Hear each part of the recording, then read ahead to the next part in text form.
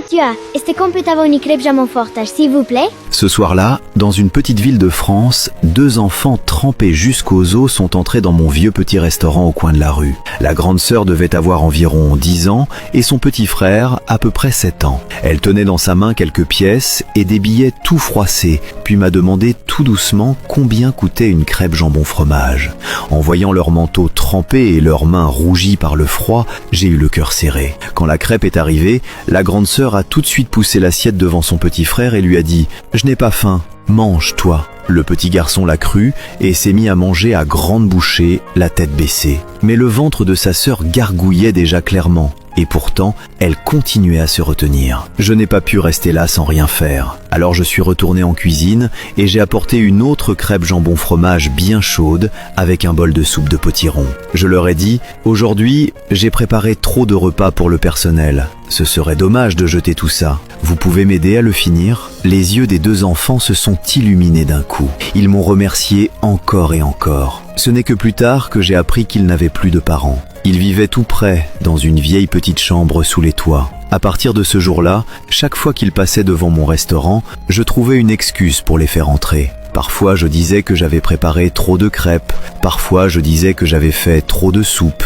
Les enfants étaient gênés de manger gratuitement, alors ils se mettaient d'eux-mêmes à essuyer les tables et à ranger les chaises. Je ne voulais pas qu'ils se sentent redevables, alors je leur disais en souriant « Ce n'est pas du travail. Vous donnez juste un petit coup de main à monsieur et monsieur vous invite à manger. » Pendant toutes ces années, je leur ai préparé chaque jour quelque chose de chaud. Parfois une crêpe jambon fromage, parfois une soupe de potiron. Et parfois, j'ajoutais même un morceau de baguette encore chaud. Je ne sais pas si je les ai vraiment beaucoup aidés. Je voulais simplement qu'ils ne rentrent pas chez eux le ventre vide. Plus tard, leurs notes sont devenues de meilleures et meilleures. Mais un jour, ils m'ont dit qu'ils devaient partir vivre chez des proches, dans une ville très loin d'ici. Le jour de leur départ, nous nous sommes serrés dans les bras et nous avons beaucoup pleuré. Plus de 10 ans ont passé comme ça. Moi, je tenais toujours mon petit restaurant. Mais mon corps a fini par ne plus tenir. Les années de fatigue m'ont rendu gravement malade. Pendant mon traitement, je ne pouvais plus ouvrir le restaurant et le loyer ainsi que les factures s'accumulaient de plus en plus. Au final,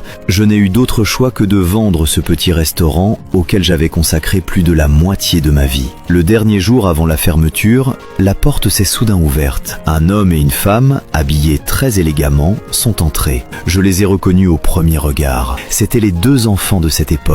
La grande sœur était devenue médecin, le petit frère était devenu avocat. Les yeux rouges, ils m'ont dit « Monsieur, nous sommes arrivés trop tard ». Ensuite, ils ont réglé pour moi le loyer et toutes les factures en retard. Ils m'ont aussi aidé à garder mon petit restaurant. Ils ont même engagé un cuisinier et du personnel pour que je n'ai plus à tout porter seul. Le jour de la réouverture, la lumière du restaurant s'est rallumée. Dans la cuisine, il y avait encore cette odeur familière de beurre chaud. Et dans la marmite, une soupe de potiron fumait doucement. Ce que je leur avais offert à l'époque, ce n'était qu'une simple crêpe jambon fromage et un bol de soupe chaude. Mais plus de 10 ans plus tard, eux m'ont rendu tout l'espoir et le miracle que j'avais perdu dans ma vie. En regardant mon petit restaurant à nouveau illuminé, j'ai versé les larmes les plus heureuses de toute mon existence.